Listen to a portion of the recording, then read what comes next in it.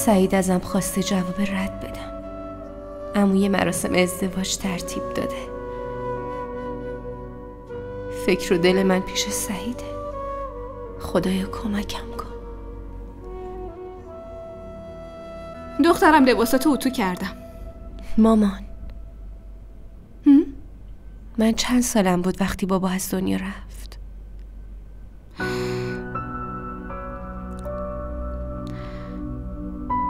خیلی کوچیک بودی. 3 سالت بود. دلت برای بابا تنگ شده؟ کاش بابا الان اینجا پیشمون بود. آره، اگه بود از دیدن این روز خیلی خوشحال میشد. یه وقتایی آدم توی موقعیتی گیر میکنه که واقعا نیاز به مشورت با یه نفر رو داره. من که اینجا میتونی با من مشورت کنی. آره میتونم مشورت کنم، ولی کاش یه خواهرم داشتم. خب تو صنمو داری. منظورت چیه؟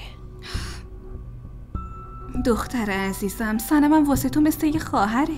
آره ولی خواهر خونی من نیست. الان که وقت این حرفا نیست.